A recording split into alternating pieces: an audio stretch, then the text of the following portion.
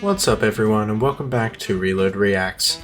My name is Trey and today we are going to look through r/MaliciousCompliance, the subreddit for those who are technically following all of their given directions, but not the spirit of what they actually mean. This post is from Luna Dolly. Boss said we must take lunch at 12 o'clock, so we did. At my old job we used to have flexible lunch breaks at work. Could go anytime between 11:30 and 2 PM. Just made sure someone was covering. Worked fine. New manager comes in, says everyone must take lunch at exactly 12. No exceptions. Okay then. 12 hits, we all just walk away. Phones ringing, customers mid-sentence, not our problem. Boss looked panicked, trying to handle it all. By the time we got back, it was a complete mess. Next day, new rule. Lunch between 11:30 and 2 is fine. Oh, so back to normal? Cool boss. That one was quite funny. This post is from Why the F I Get Suspend. You can't continue working from home because you go idle in chat too often. As part of the plan to return to office post-COVID, my company has done a lot of redesignating of who can permanently work from home, who can hybrid, etc. I really wanted to work from home full time. I hate the office with a burning passion. It's distracting, it's a long commute, there's just no benefit to being there, so on and so forth. I'd just rather be at home. Well, when we thought May was going to go back to the office time, they started giving out the new designations. I got designated as in office full time. It made no sense to me. I work on a team of 8 people and each of us is in a different office somewhere in the country. I've literally never been to an in-person meeting or needed to do in-person work in 3 years at this company. Every single other person on my team got designated to work from home, so I brought it up with my boss and asked to work from home. When I started at this company and lived elsewhere, I got to work from home for 4 months before I moved, and the past 14 months during COVID have been at home. So 18 out of the 36 months at the company have been working from home. What I was told is that I go idle too often in chat to trust to be able to work from home. Basically, we have a company-wide IM system that shows you as available, idle, or in a meeting. If you don't touch your keyboard for 5 minutes, you show as idle. So they've decided to use this as a measure for who is working and who isn't. The thing is, like many people in many types of jobs, I don't have S to do for a full 8 hours every single day. The amount of work I have to do on a typical day takes 3 to 5 hours of actual attention. There simply isn't something to do all the time. My performance numbers actually went up working from home. By all objective KPI numbers, I'm a better worker at home. In fact, in the KPIs that I don't flat out lead the team in, I come in second. There isn't much work to do that I'm neglecting or procrastinating. When something comes up, I simply do it until it's done or until I can't do it anymore due to waiting on someone else, then stop. And I've done that method long enough that my work queue stays empty because I get my queue down to the point where when something comes up, I can immediately address it and be done with it. But because I have other ways to spend my time in downtime instead of messing around online at my queue pretending to be working, meaning I show idle more often, I'm a worse worker apparently. I was told if it weren't for that, they would let me work at home. So, I wrote a 6-line PowerShell script that virtually inputs the period key every 4 minutes that starts running every day at 8 AM and stops at 5 PM. So now I literally never go idle. I do the same amount of work and still read books, watch TV and play video games on the side, but I have a shiny green tick next to my name all day. Because of COVID complications, they eventually said no going back until after Labor Day. I just had a meeting with my boss, and he said over this time they've noticed I go idle a lot less than I used to, so they're changing my designation to work from home or because of a little icon in some software. This concludes my TED Talk on why low to middle level managers are the dumbest, most useless do-nothing positions in all of corporate America. This next post is by Take It Easy. Take off my headphones while you're speaking to me? Sure, no problem, officer. Happened this morning. Even though I made a complete and full stop at a 4-way stop, I get pulled over by a police vehicle. Lights flashing, the works. I turn my dash cam around to face me and whomever goes in front of the driver's side window. I roll it down and ask, "What seems to be the problem, officer?" Officer looks at me the way one would look at a sticky piece of gum stuck to the bottom of one's shoe. "You didn't make a complete stop," he says. I adjust one of my hearing aids, lost part of my hearing due to being on a touring session musician previously.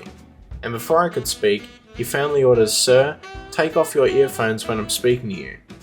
I take both hearing aids off and look at him. I can read lips a little, but we're both masked, so I can't understand what he's saying.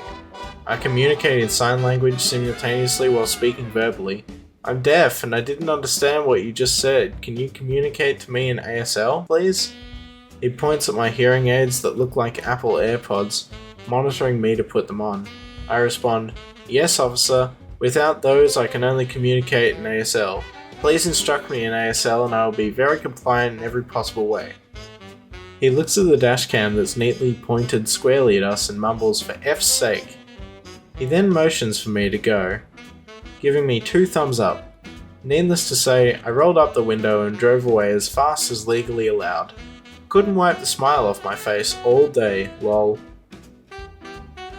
This post is by a deleted user. My neighbours wanted to call a professional to mark their property line. My parents agreed. This was a long time ago, but I remember it clearly. We moved into a community with tight space in between our house and our neighbours, and we didn't like them being able to see into our kitchen.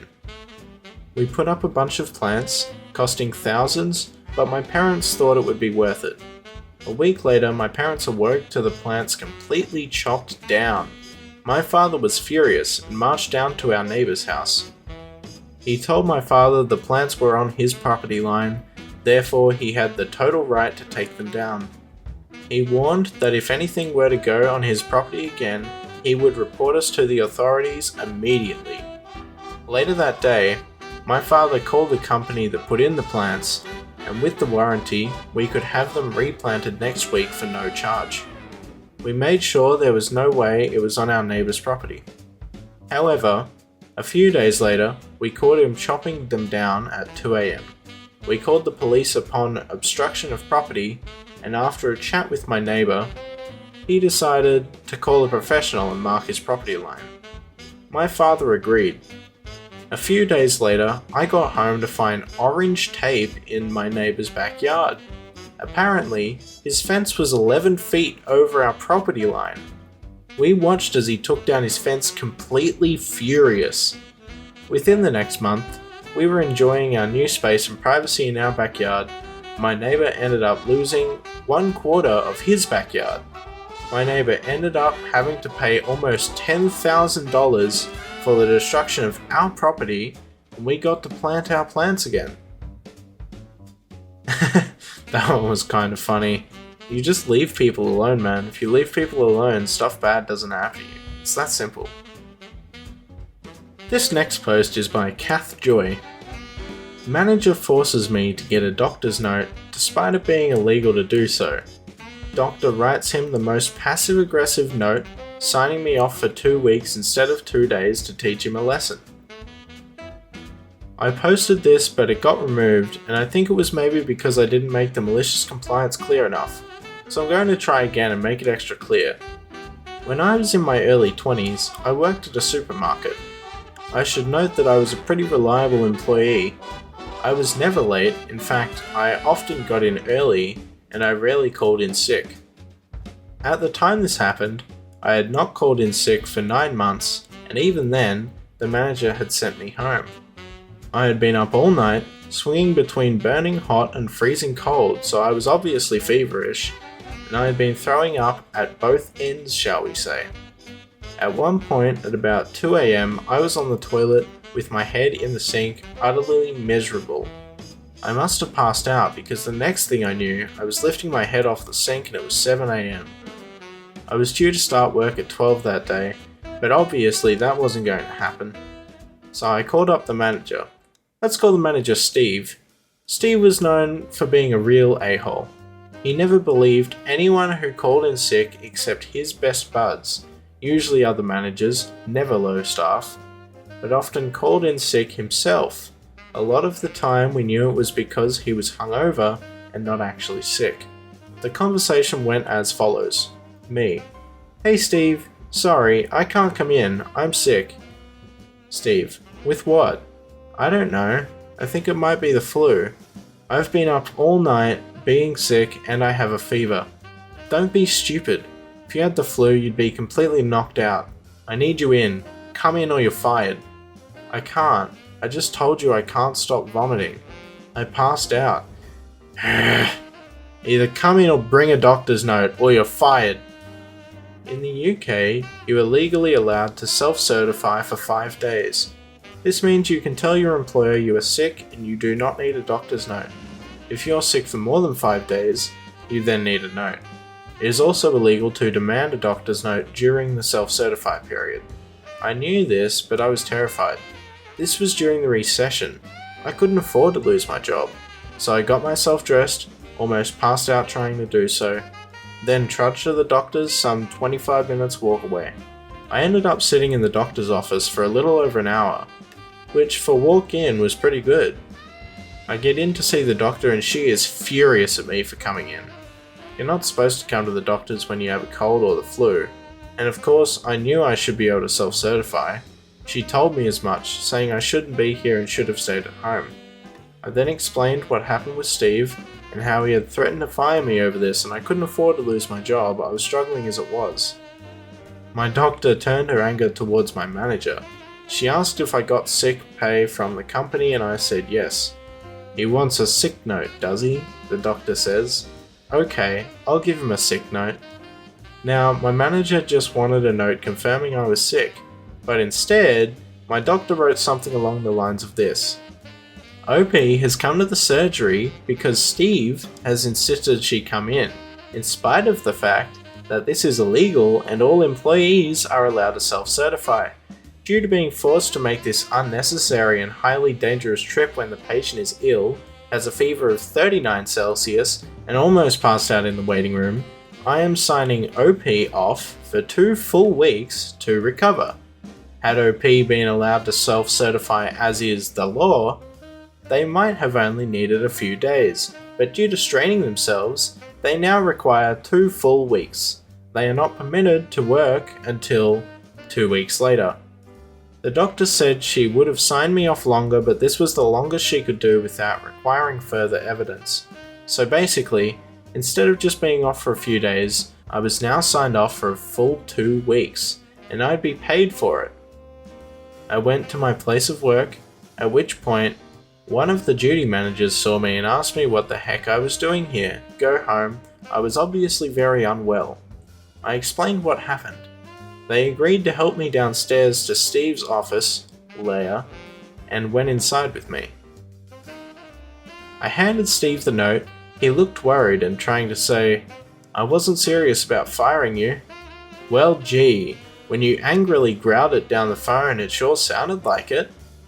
The duty manager then declared that they were going to drive me home. It was clear Steve wanted to argue, but had the sense to know he shouldn't. The duty manager then drove me home, made sure I was okay, then went back to work where they informed our union rep of what had happened. Steve had a disciplinary hearing where he was given a severe reprimand and a warning. Steve tried to argue he never said I'd be fired and I was lying, and just decided to go to the doctors.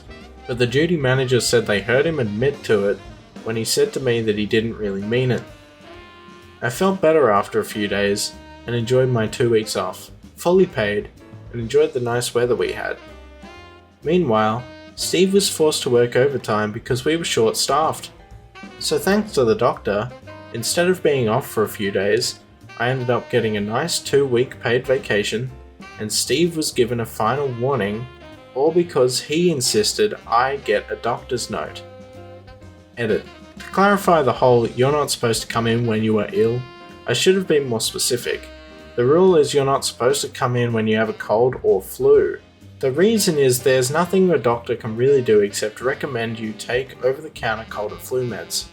So it is recommended that you do not come in if you have a cold or flu, and instead take meds at home or pick some up at the pharmacy instead of risking infecting those waiting in the surgery.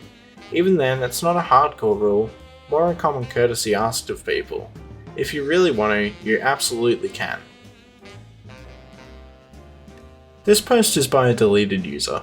Police officer attempted to intimidate my patient, loses fight to physics. I'm a paramedic. A few months ago, we're coming back from a routine patient transfer when, at an intersection about 4 blocks from the base, I notice a woman sitting on the side of the road with her arms wrapped around herself and her head down. I nudge my partner who's driving, and we flip on the lights and I see her head come up real fast and she looks terrified. I get out and she relaxes when she sees the ambulance. After I approach, I notice bruising on her wrists and other signs of domestic abuse. She seems hesitant to get up off the curb and into the ambulance, so I decided that I would at least pull the cot out of the back and give her something a little more comfortable than concrete to sit on. Now, a few important details. All the cots in my service are striker-powered cots. You've almost certainly seen these before. They're bright yellow with black handles and side panels.